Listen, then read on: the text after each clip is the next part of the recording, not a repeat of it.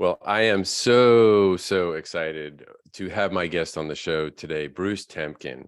If you've been in the CX world for any amount of time, really, Bruce doesn't need an introduction at all. But for those of you who may not be familiar, Bruce is an experience management or XM visionary and is often referred to as the Godfather of Customer Experience.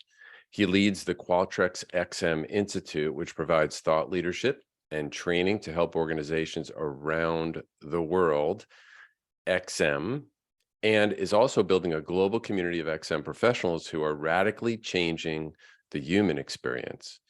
Prior to Qualtrics, Bruce led the Temkin Group, which provided research, advisory, and training that helped many of the world's leading brands build customer loyalty by engaging the hearts and minds of their customers, employees, and partners. And I can tell you, I was one of those people who benefited from the Temkin Group's early work and the research. I think many of us practitioners were thirsty for data to help our businesses make data-driven decisions.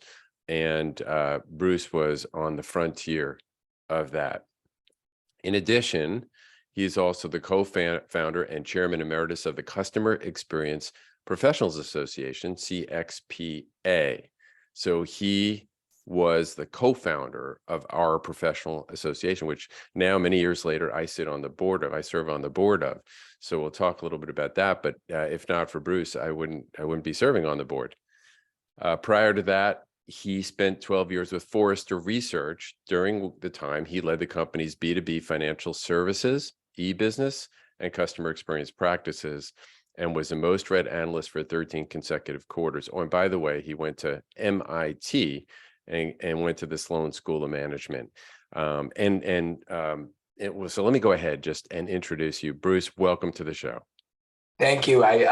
It's hard to listen to that opening. I like to say that, like, all I am is trying to make the world better. And whatever I can do to do that, I'm in for. That's probably how I would describe myself.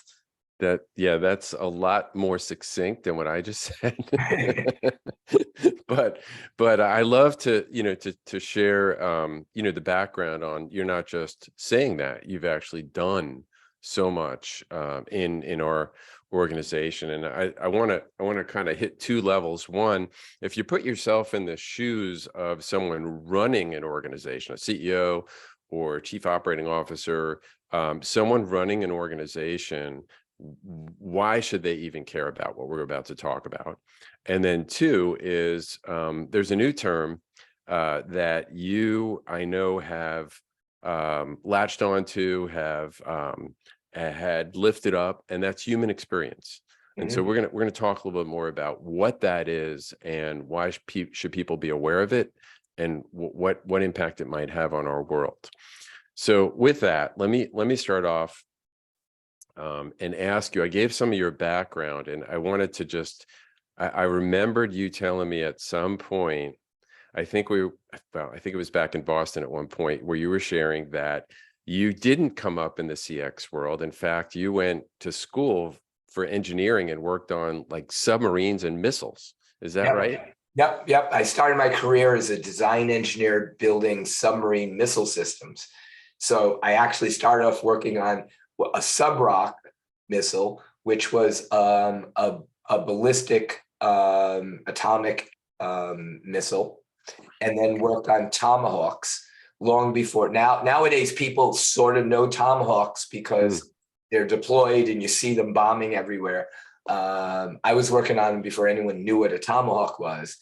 And then somehow I got here. And so somewhere between then and now, lots of things changed in my direction of my career. And one of the things that I'm always amazed thinking about, and especially if I'm talking to younger people about their careers, is that I see there are like two types of successful career paths. Maybe there's more, but I'll broadly describe them as two. There's one, which are the people who know exactly what they want to do and go after. The doctors, the lawyers, right? Maybe even the firemen and police, and NBA, like from early on, they know exactly what they want to do. And that's one path, and that's great. I've never been on that path. I'm still not on that path. I don't know what I want to do when I grow up. I still don't. So my path has always been like, all right, if I'm learning and growing, it's a good thing. So I'll hunt down opportunities to learn and grow. And that's sort of what led me here. Mm-hmm. Well, since you were the founder of CXPA, I had two questions for you around that. I know there was an article written way back in the 90s that brought up, I think it was Lou Carbone that brought up the word, used the word customer experience, engineer a customer experience in an article. But what was the state of CX? Was it even a word when you co-founded the CXPA? So I have to break down the times a little bit, right? Yeah. Yeah. So when I first started to focus on creating a discipline around customer experience was in 2002. Okay. So the CXPA, I think, was founded in 2011. Yeah. So in 2002, I was Forrester. And one of the groups that I led was the CRM practice. Okay. And I had seen a ton of deployments around Siebel and other CRM platforms that just weren't delivering. And so I wrote a report in 2002, and that to me was the quintessential start of the focus, my focus, and I would argue maybe the broad focus anywhere around customer experience is discipline. And the report I wrote was forget about CRM, focus on customer experience. And it was trying to get all of the people that had these mixed agendas that were some about technology, some about improving their organization, some were somewhat about customer experience, and say, let's focus on the output we want from all this stuff we're doing. Let's focus on customer experience. And from that point, I did a lot more around trying to describe things. Like I think I'm guessing I was the first one to describe what a voice of the customer program was. What it was like. In no way was I the first person to talk about voice of the customer, the first person to do exactly to start listening to customers or anything like that. Or even I don't think I coined the term voice of the customer. But what I did do is put some structure around what that meant. And that's been sort of the essence of what I think I bring to the market, which is I tend to see things a little bit earlier than other people. And I structure it in a way that allows people to talk about it. And I think that's what I've tried to bring, because people are doing a bunch of things, but you put a name to it called a voice of customer program. You say it has these elements to it. And suddenly everyone who's working in and around that can rally and share what they're doing. And that's the foundation for improvement, right? And so back to, you asked if CX existed in 2011 when we found the CXPA. In lightweight, it did. Because by that time, people were starting to associate themselves with a set of common practices. And that really that's the emergence of a profession, right? People start seeing themselves as sharing some common practices. But at that point, when we created CXPA, there wasn't enough of that sharing. And for me, it was really important that we create a professional association that takes control of our future before a tech vendor does, right? I didn't want customer experience to end up going down the path of CRM where it became too tech oriented. Yeah. Yeah. Makes a lot of sense. So I appreciate the background. It's interesting. I learned something I did not know, that history of how it all came together, and so grateful. I think we have over 4,000 members now in CXPA, and you were involved in some of the major formative things that the organization has now structurally. So thank you for that. Now I would like to switch to jump right into pragmatic stuff, if it's okay. And that is, first, if I'm a CEO of a mid-sized company out there, it doesn't matter what industry, why do you believe CX can be a brand differentiator for them? So I actually wouldn't say it's a brand differentiator. I wanna push up against that, right? Yeah. Because I think we overly focus on our practice as putting a differentiating layer on what we do. And I think that grew out of a lot of the work around like the experience economy. And so let me talk about the experience economy. I think it Yeah. got some things right, but I think in some regards it has misaligned the directions that some of us view the whole field in, right? To me, it's not about necessarily how we use what we do to differentiate ourselves. It's how we use what we use, how we use the disciplines we create so an organization can better respond to, and understand and respond to the people that are important. And the people important are your key customers, your key employees, your suppliers, right? And so sometimes it's just about how do we understand and respond to them so that we avoid problems, so we avoid issues. Yes, some of that stuff can end up being differentiating, but the reason I bring that up is I had, so I remember pre-COVID, right? Mm. When we were traveling, and I was on the road a lot. I was in Australia at one of the biggest retailers in Australia, and I could have been with anyone. I could have been with a mid-sized company in the Midwest of the US. I could have been wherever, any company, but I was talking to the two leaders of the organization, and they were well known in Australia as being leaders in customer experience. So they already were like considered one of the better around customer experience. They asked me the question, you know, why should we care? They actually were being nice enough to sit down with me, although they had felt like there was nothing that we were doing or I was talking about that they could use because they're already great and differentiating themselves with customer experience. And I love those. You know me, like I love anyone who's going to sit down with me and has a contrarian point of view of what I'm going at. So this was already a great start to a discussion for me. I Yeah. love it.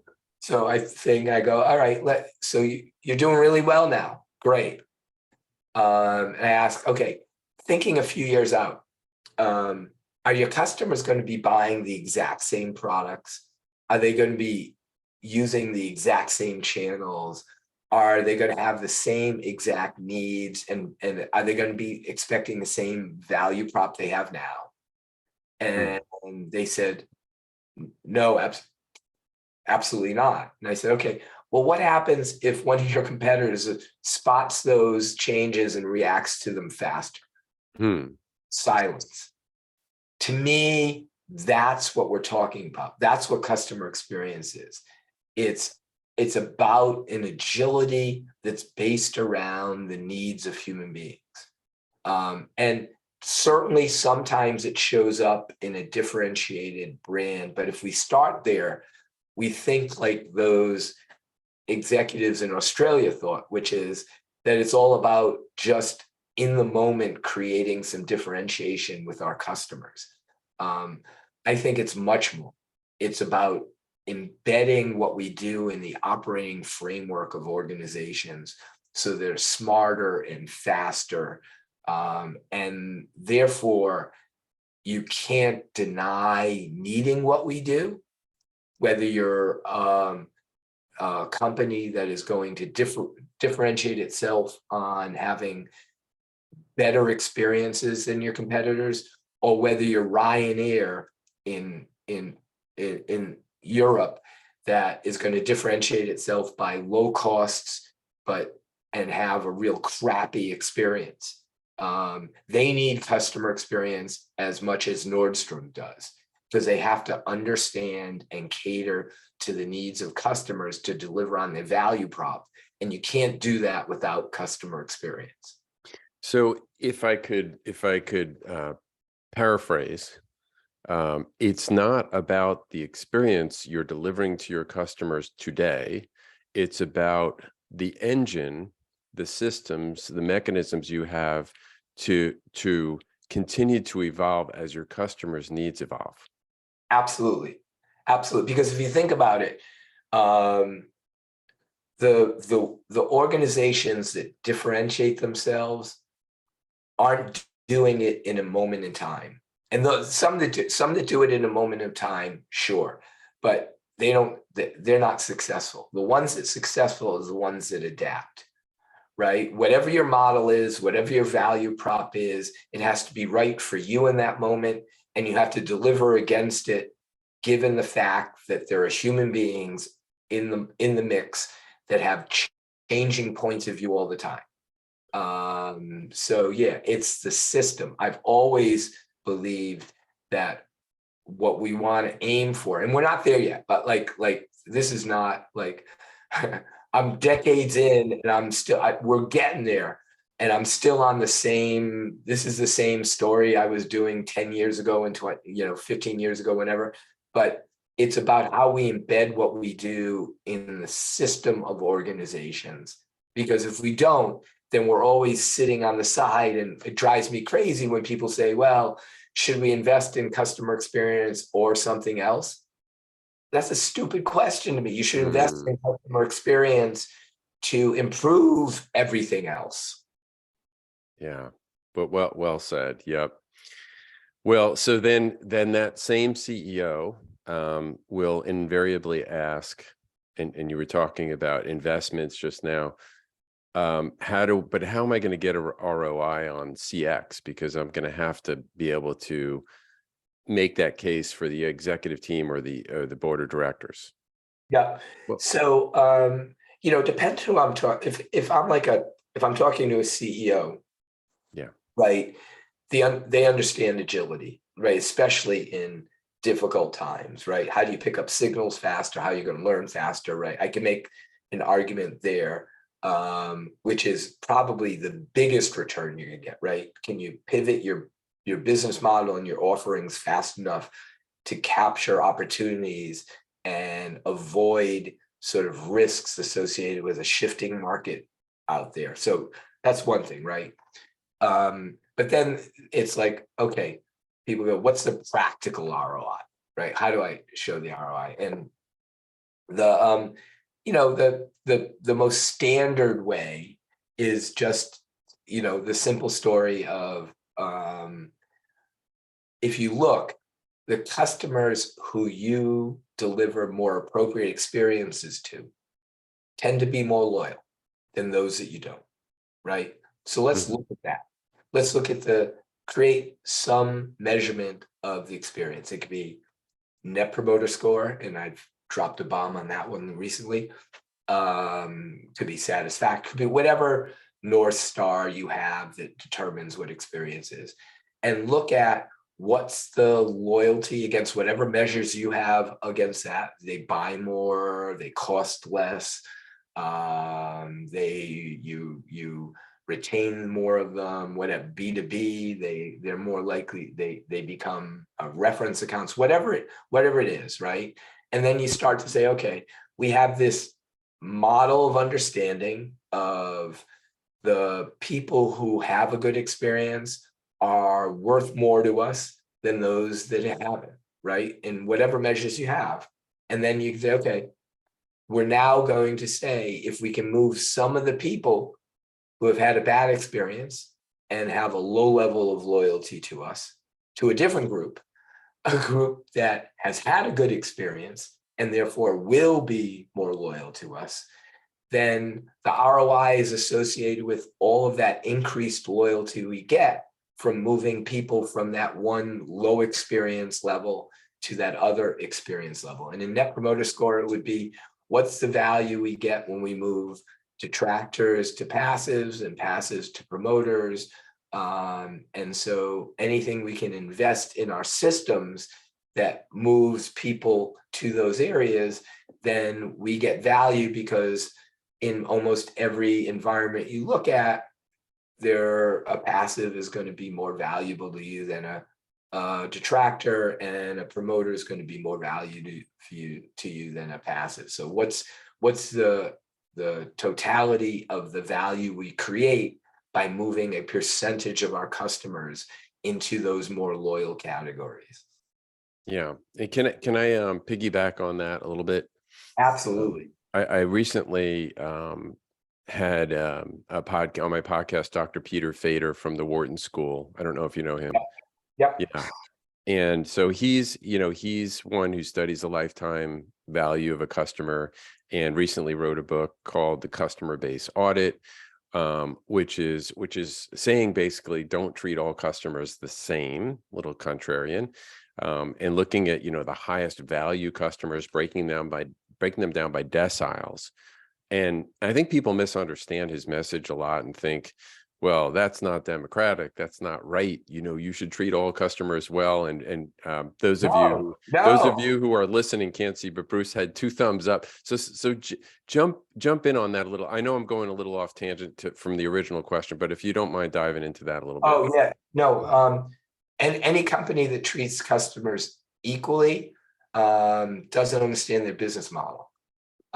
So you inherently have to treat customers differently, unless you are a government or some mandated organization that structurally has to.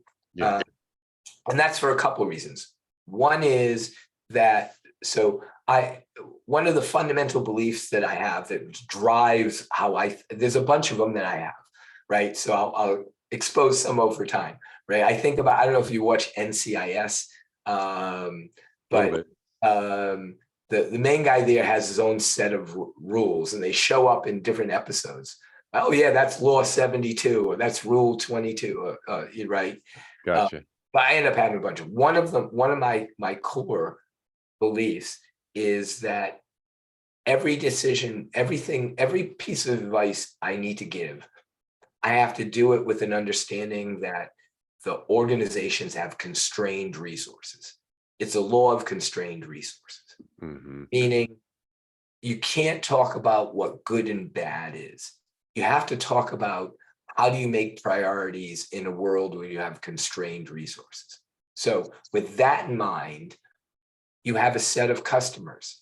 If you treat them all equally, it will mean that there are a set of customers that are more valuable to you, that if you invested more in them, they would behave in ways that are more positive for you, right? So by definition, you are under-investing in them, and you are over-investing in customers where that level of investment isn't driving any part of return. And someone might say, well, that's good. Everyone gets equal thing. But let's think about airplanes. Let's think about the airline industry. Right.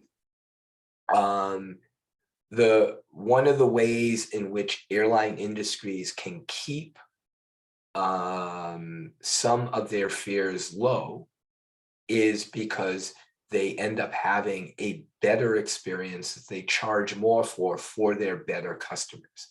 They invest a lot more in their better customers, their business travelers who are going to buy first class, right? But what that does, it allows them to then have a much lower price for the low end traveler who has high price, has a high price threshold, right? Okay. And so by treating people differently, it actually can help the people who aren't necessarily their most targeted audience, because they can strip away elements. And if you took and I mentioned Ryanair in the past, right? Ryanair is an airline completely focused on low cost, pretty much set up so that people can get to and from Ireland. They get home, visit your friends, your family in the UK, visit your family now, maybe in Brazil or wherever they're flying.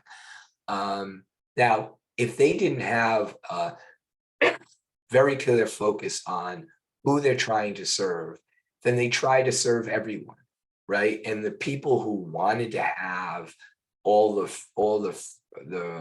nice things that other airlines have, they start to try and serve them equally, and it wouldn't work. So my thing is, in what's really important in this field is understanding what's your value proposition, and therefore understanding who your target audiences are.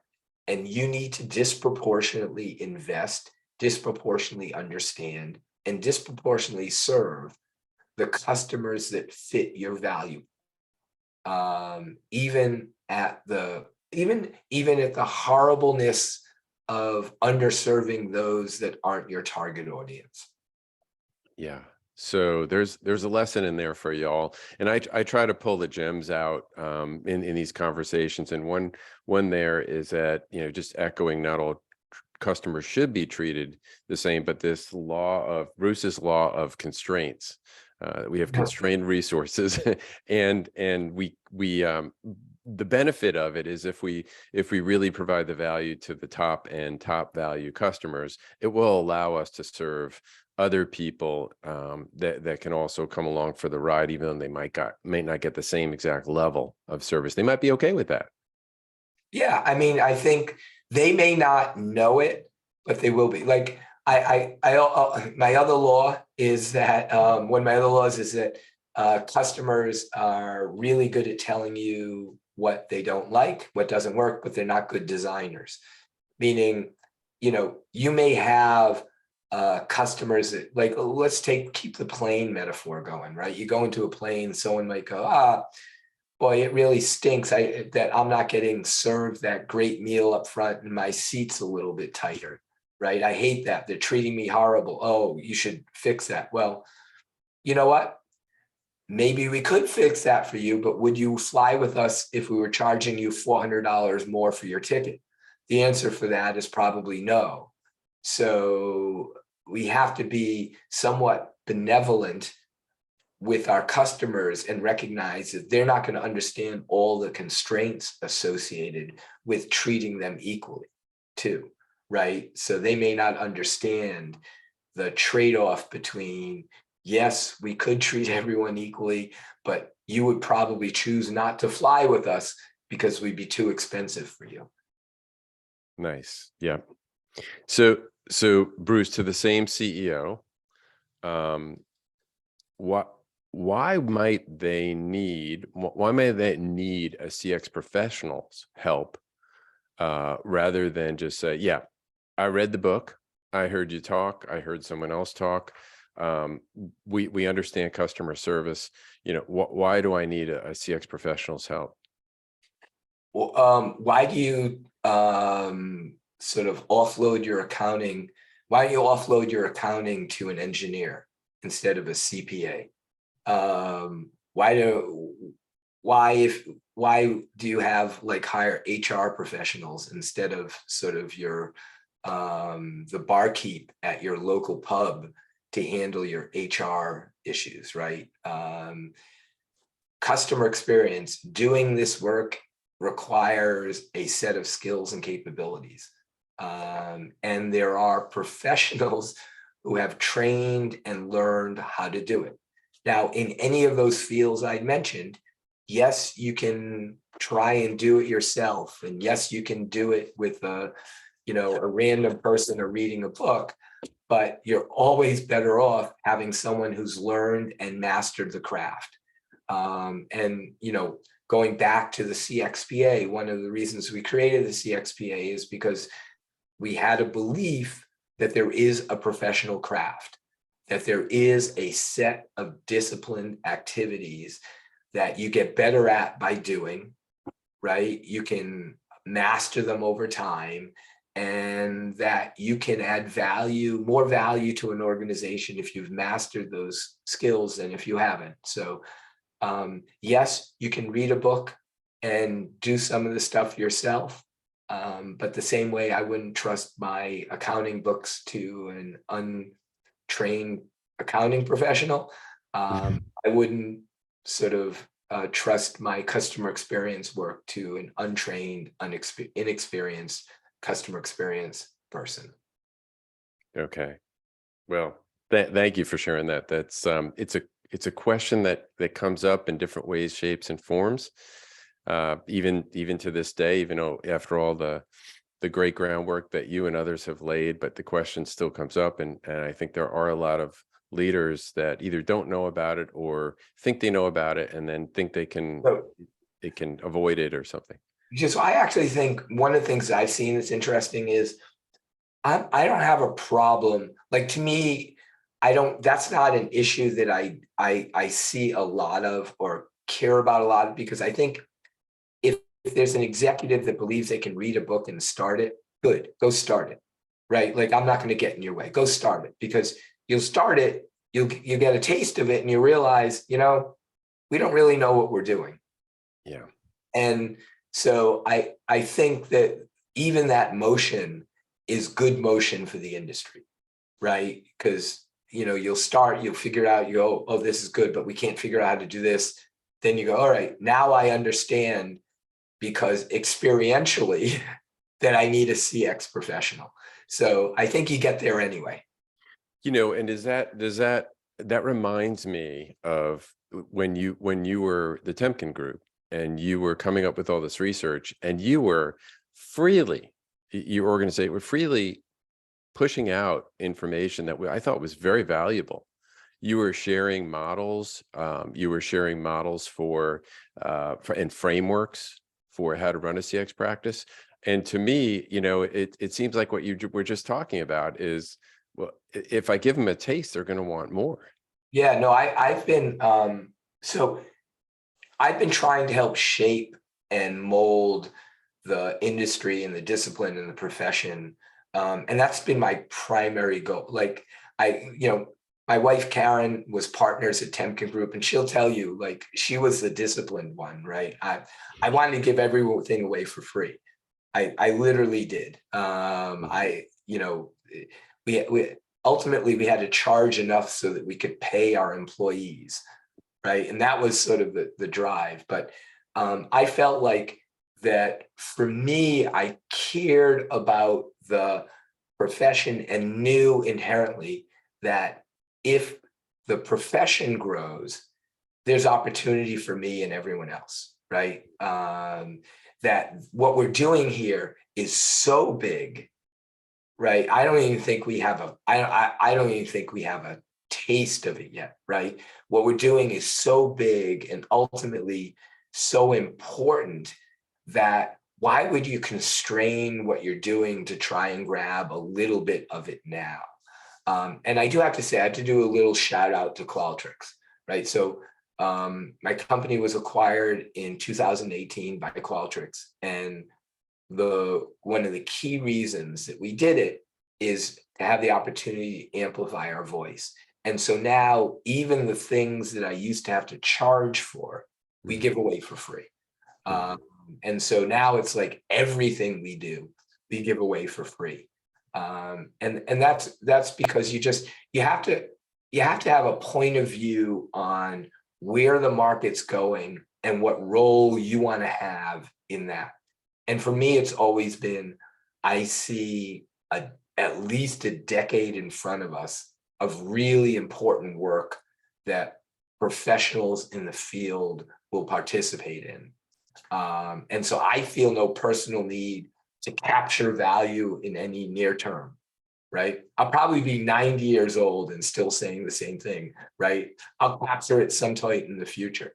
But I think that there's, as politicians, I think maybe it was Ronald Reagan who said that our better years are ahead of us, right? And I believe that even in our field, that we've just started to touch on the value we can create. And I know it feels challenging for all customer experience professionals. I know, like, you've been in a bank trying to move that, organization. We all have seen that, but we're making progress.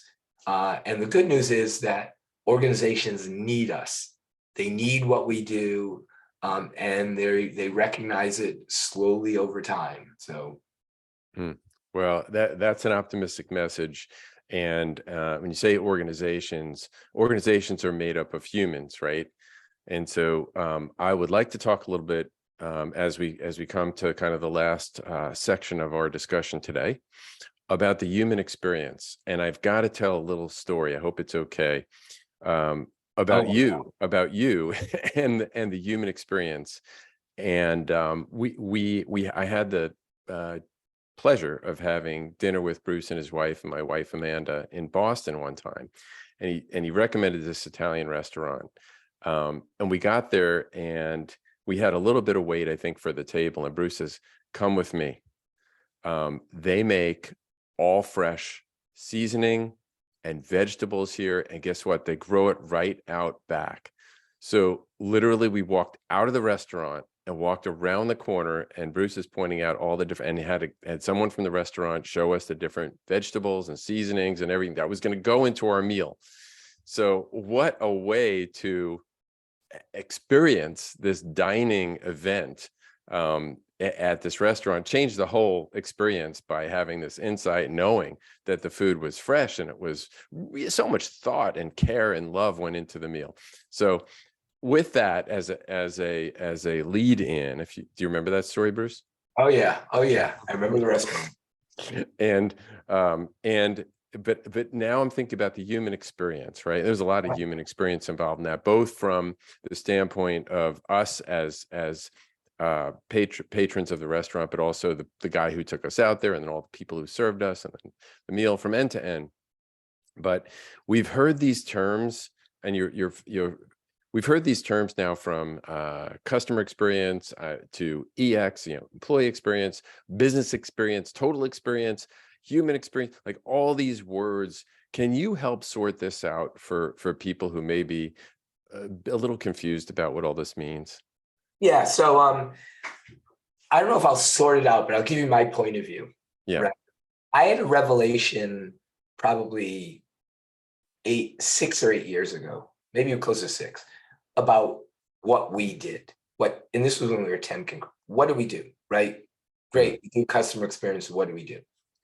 And what I realized is what we do is help people, help organizations understand human beings, and then understand how those human beings think, feel, and behave in different environments, and how they respond to different environments, whether they're customers, employees, leaders.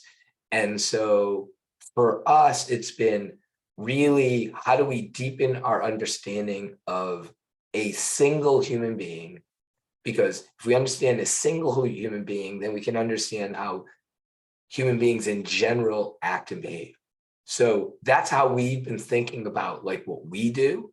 And then, so if you do that, and then you apply it in different fields, right? The understanding of how people think and feel, and then how you design experience, then you can take that to customers and call it customer experience. You can take that to employees and call it employee experience. You take it to patients and call it patient experience. But because of that focus on individual people and human beings, we started to really think deeply around what does experience really mean from a human being. And when you start thinking about it, you realize that human beings have 3 operating systems, right? They have 3 operating systems. They have their emotions, how they feel, right? They have their physiological system, right? That keeps them alive and does all that. And then the third system is their IO, right? How they interface with the world. right? You can think about it as mind, body, and experience, because the way they interface with the world is through experience, right? So experience is the IO system of a human being, right? The way we influence the rest of the world is by creating experiences, right? The way that we actually sort of have other parts, whether they're customers or is experience. So like experience, I think of it, it's the IO, the operating system of a human being. And so it's so absolutely central to everything that anyone needs to do. And so I even take that further and say, okay, if we buy into that, then organizations ultimately, the only thing they do is create experiences, right? Ultimately, every organization at the end of what it's trying to do is trying to create an experience for a human being.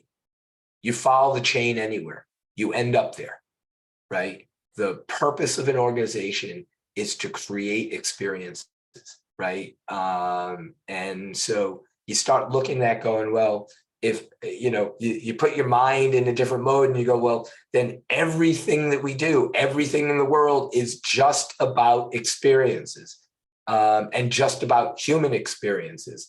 And that's what makes it so exciting, right? I don't think the world yet understands how profound it is to have a group of professionals that are solely focused on experience, which is so fundamental to human beings and to every organization. Wow. Well, there's a lot to unpack there. But Yeah, I always say you can ask me a simple question, but you might get a long, sort of complex response. So, what do you think? Like, I think this is helpful. You mentioned earlier, I think learning at the very top, you talked about learning. You love to learn, and I know I learn the most from my mistakes, and of which I make many. But what do you think are some, maybe the most, or some of the most common mistakes that companies make in their CX journey, those who have attempted one? Well, I think that they lose common sense, right? I think that's a big one. I see that across the board, right? You start overly focusing on weird structured surveys to get weird data that no one quite understands, and you make weird decisions. And you forget that you just go out and talk to a handful of customers and listen to what they say, like common sense, right? Mhm. So that's one. I think people lose their common sense. I think another thing they do, and we talked on a little earlier, which is they trying to treat every customer the same is a recipe for disaster, because it means you're not going to learn. Because if we just, let's say we're an organization and we have 6 different types of customers. Let's say there are 6 personas of customers that have different needs, different requirements. If we don't recognize that up front and operate in that mode, then we're not going to understand the signals we're getting. We're not going to design appropriate experiences for their journeys, right? Just everything breaks down if we don't start with the fundamental understanding that we're going to have some sets of customers that have different needs and we need to treat differently. And so that's another thing that mistake people make. And then I would say the last one I'll put on the list is that they forget why we're doing what we're doing. Ultimately, we're doing what we're doing to help our organizations operate in a better way than they're operating today. And so if you're a customer experience professional and you're just trying to bring insights to the organization without helping the organization figure out how to absorb and behave differently and use those, then you're not going to be successful. And that's a recipe for disaster. Well, not necessarily that you can last a long time in that mode, but you're not going to be the change agent you want to be. Because ultimately, if I do a workshop, I tell everyone, my success, I don't care whether you love or like the workshop. Obviously, it's great if you do. What I care about is next week when you go to work, are you going to do something differently next week when you go to work based on what you're learning with me here? That's, to me, is a measure of success. That's where we make mistakes, which was we don't hold ourselves to a standard of making sure that our organizations operate differently based on what we do. And so we need to focus much more on action, less on data and analysis.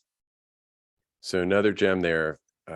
If you're not getting the success you hope for, focus more on action, less on just the data and the numbers and the VOC reporting. Good call out. Yeah. Well, thank you so much, Bruce. I have so enjoyed our time together. Easily could do 2 or 3 more of these, but I know our time's coming to a close. First, before I say goodbye and ask people how they can reach you, I just want to say a big thank you. Thank you going back to when I first started over a decade ago. Thank you to all the CX professionals. Thank you for creating the CXPA way back when, and for all the work you're doing with for the XM Institute. I will, in the show notes, include links for anyone listening who wants to get some of that free information that Bruce talked about or learn more about CX in general.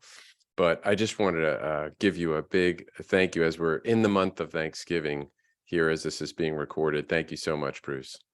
Well, thank you, Mark. It's always a pleasure talking to you. You know, I love any interaction with you, and this podcast has been fun. Everyone should listen to all the rest of your podcasts. Mark knows what he's doing, and so great to learn from you. And thanks for inviting me. Thanks. And if people want to get a hold of you, best way? xminstitute.com. And also, I think, follow me on LinkedIn. I do sort of every once in a while do very controversial things on LinkedIn. So it's a good place to follow me and see what I'm talking about. Yeah, that's a good teaser. Thanks so much again, Bruce, for being on the show. All right, Mark, my pleasure.